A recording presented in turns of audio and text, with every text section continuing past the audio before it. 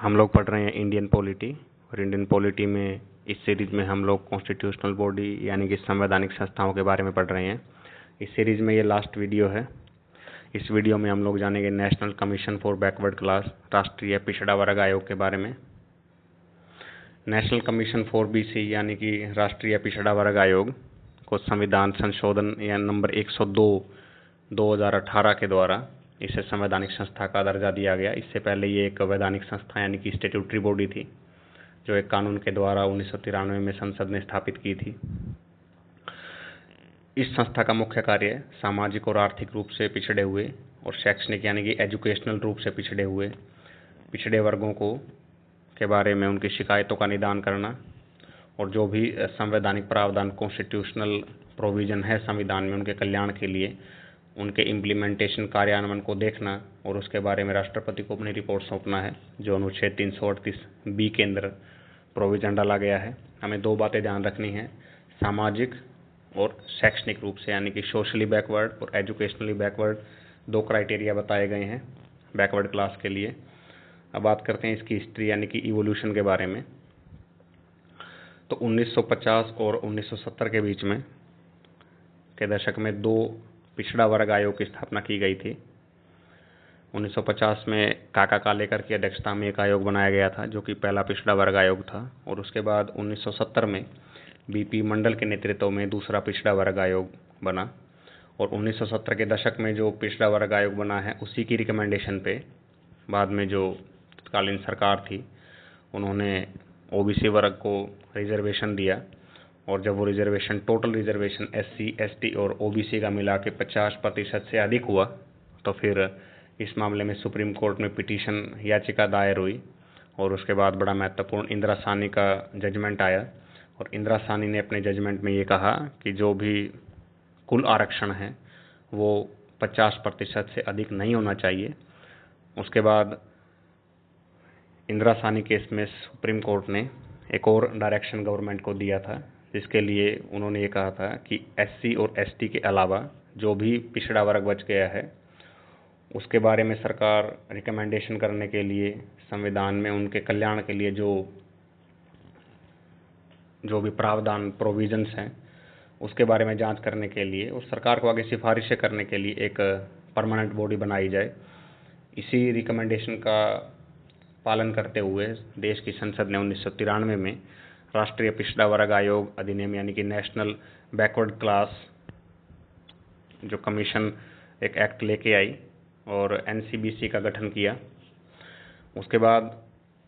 123वां संविधान संशोधन बिल 2018 में सरकार ने पेश किया, और जब वो 123वां संविधान संशोधन बिल पास हुआ तो वो 102 संविधान संशोधन के रूप में सामने आया, और देश ने 2018 में राष्ट्रीय पिछड़ा वर्ग आयोग के रूप में सबसे जो नई संवैधानिक संस्था है उसको देखा है। अब बात करते हैं इसके संरचना की कि कैसे इसका स्ट्रक्चर होगा। अब जो ये क्वेश्चंस के रूप में ये बड़ा इंपॉर्टेंट हो जाता है कि ऐसी कौन सी संस्था या आयोग है, संवैधानिक संस्था है, जिसने विधिक संस्था यानी कि स्टैट्यूटरी बॉडी का स्थान लिया है, तो इसके अंदर national commission for backward class का नाम आएगा। अब बात करते हैं इसके स्ट्रक्चर की। नेशनल कमीशन फॉर SC और ST की तरह इसमें भी एक अध्यक्ष, एक उपाध्यक्ष, एक चेयरमैन, एक डिप्टी चेयरमैन और 3 अदर मेंबर हैं, जिनको अपॉइंट किया जाता है राष्ट्रपति के द्वारा। इनकी सर्विस की कंडीशंस क्या होगी, इनका टेन्योर क्या होगा, वेतन भत्ते इत्यादि सब राष्ट्रपति के द्वारा ही निर्धारित किए जाते हैं। अब बात करते हैं संविधान में 3 आर्टिकल जो है में संशोधन हुआ है। 102 में संविधान संशोधन के द्वारा 3 आर्टिकल बदले गए हैं। सबसे पहला अनुच्छेद 340 है, जो ये बोलता है, जो कि इंदिरा साहनी जजमेंट के द्वारा एज इट इज जोड़ा गया है, कि सोशली और एजुकेशनली बैकवर्ड यानी कि सामाजिक और शैक्षणिक रूप से पिछड़े हुए जो भी क्लास वर्ग है समाज के, उनकी पहचान करने के लिए, उनकी वर्तमान स्थिति को समझने के लिए, और जो भी वो कठिनाइयाँ आर्टसी फेस कर रहे हैं उसको दूर करने के लिए एक सिफारिश की आवश्यकता होगी, और इसके लिए एक स्थायी निकाय बनाया जाए। और उस स्थायी निकाय को 338B के तहत 102वें संविधान संशोधन के द्वारा बनाया गया है। 338B को हमने पढ़ा अभी। इसके अलावा 342A संविधान का संशोधन जोड़ा गया है। 342A जो है वो राष्ट्रपति को ये पावर देता है कि वो किसी भी राज्य में जो बैकवर्ड क्लास है, पिछड़े आयोग है, उनकी सूची बना सकते हैं और इन सूचियों के अंदर जो भी फेरबदल होगा, यानी कि जो स्टेट लिस्ट है, जो ओबीसी स्टेट वाइज लिस्ट है ओबीसी की, उसके अंदर जो भी फेरबदल करने का अधिकार है वो देश की संसद के पास होगा।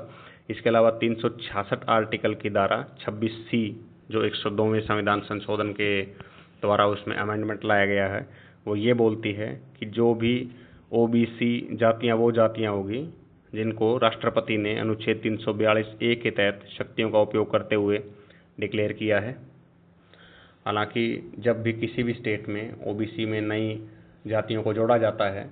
संसद के द्वारा, तो ऐसे में जो राष्ट्रपति है वो उस राज्य के राज्यपाल से सलाह लेते हैं और एक बार जोड़े जाने के बाद जो फेरबदल है वो देश की संसद के द्वारा किया जाता है। अब बात करते हैं इसकी शक्तियों की। जो भी संविधान में प्रावधान है, कॉन्स्टिट्यूशन में प्रोविज़न है बैकवर्ड क्लास के वेलफेयर के लिए, कमीशन का काम ये है कि उनके इम्प्लीमेंटेशन को देखना कि उनका कार्यान्वयन हो रहा है या नहीं, और जो प्रावधान या जो भी कानून, जो भी आदेश, जो भी पॉलिसी चल रही हैं वो उनके कल्याण के लिए पर्याप्त है या नहीं, ग्राउंड लेवल पे उनका इम्प्लीमेंटेशन के द्वारा कितना सुधार पिछड़े वर्ग की स्थिति में आया है, और इस संबंध में जो सिफारिश है वो राष्ट्रपति को करता है। पिछड़े वर्ग के जो भी अधिकारों के उल्लंघन से जुड़ी हुई शिकायतें पिछड़े वर्ग को मिलती है उसके बारे में वो जांच करता है। इस जांच का उपयोग करते हुए उसके पास सिविल कोर्ट की पावर है। इसके अलावा पिछड़े वर्ग की सामाजिक और आर्थिक, सोशल और इकोनॉमिक डेवलपमेंट की प्रक्रिया में वो भाग लेता है, और ऐसे में सरकारों को, चाहे केंद्र सरकार हो या राज्य सरकार हो, पिछड़े वर्ग के कल्याण से संबंधित नीतियाँ बनाते समय वो सरकारों को सलाह देता है। राष्ट्रपति को हर साल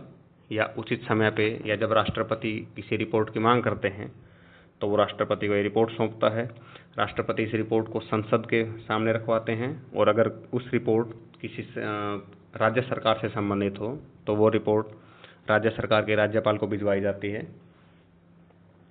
यानी कि रिपोर्ट्स जो है वो राज्यपाल से को भेजी जाएंगी, और राज्यपाल उन रिपोर्ट्स को राज्य विधानमंडल के सदन में टेबल करवाते हैं। जो भी ये रिपोर्ट्स होते हैं इसमें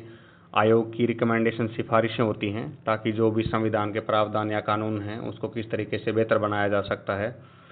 सदन में सरकार का दायित्व ये होता है कि वो इन रिपोर्ट्स के बारे में सदन को बताए, यानी कि संसद के मामले में विधानसभा, राज्यसभा और लोकसभा को, और राज्य विधानमंडल में विधानसभा और विधान परिषद को सरकार ये बताएगी कि आयोग की जो भी सिफारिशें हैं उसके ऊपर क्या कार्रवाई की गई है या क्या कार्यवाही सरकार करने जा रही है। और अगर वो किसी रिपोर्ट को, आयोग की को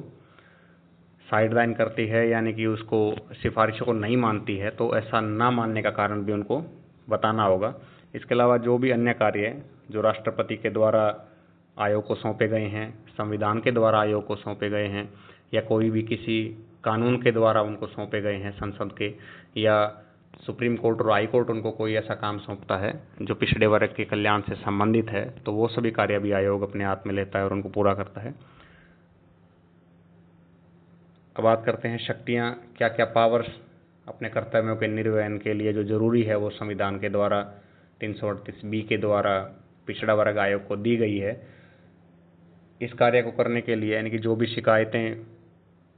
पिछड़े वर्ग आयोग को मिलती हैं तो उस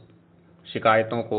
इन्वेस्टिगेट करने के लिए आयोग के पास दीवानी शक्ति, यानी कि सिविल कोर्ट के समान पावर है। इस पावर का उपयोग करते हुए वो देश के भाग से, किसी भी भाग से किसी भी व्यक्ति को समन करके बुला सकते हैं, और उस व्यक्ति की जो हाजिरी है, यानी कि अटेंडेंस है, उसको इंश्योर कर सकते हैं, और वहाँ पर उस बुलाने के बाद में उस व्यक्ति से शपथ पर, यानी कि ओथ दिलवाकर उससे एग्ज़ाम, यानी कि क्रॉस क्वेश्चन कर सकते हैं, इंक्वायरी की जा सकती है। दूसरा, कोई भी डॉक्यूमेंट्स जो है वो किसी भी व्यक्ति से अगर उस जांच से संबंधित है वो मांगा जा सकता है। तीसरा, किसी भी सरकारी कोर्ट से, यानी कि जो कोर्ट है या पब्लिक ऑफिस, कोई भी सरकारी कार्यालय है, उससे किसी भी डॉक्यूमेंट की मांग पत्र के द्वारा अगर जांच के लिए आवश्यक है तो आयोग कर सकता है। चौथा, एफिडेविट पर किसी भी व्यक्ति से एविडेंस ले सकती है अगर वो जांच से संबंधित है। इसके अलावा जो भी कोई कार्य राष्ट्रपति के द्वारा उन्हें सौंपा जाए, इसमें ध्यान देने योग्य बात यह है कि नेशनल कमीशन फॉर SC और ST की तरह आयोग की जो भी रिकमेंडेशंस हैं, आयोग जो भी सिफारिशें करता है, वो सरकार के ऊपर बाध्यकारी नहीं है, यानी कि सलाहकारी प्रवृत्ति की है, लेकिन फिर भी उसके द्वारा अगर सिफारिश की जाती है और सरकार उसको नहीं मानती है तो उसको ऐसा ना मानने का कारण सदन को बताना होगा। तो ये हमने कॉन्स्टिट्यूशनल बॉडीज़ के बारे में जाना। इससे आगे जो भी वीडियोज़ आएंगी उससे हम लोग जो है विधिक संस्थाएं यानी कि स्टेट्यूटरी बॉडी के बारे में जानेंगे, जो संसद ने किसी कानून बना के पास की हो। तब तक के लिए थैंक यू।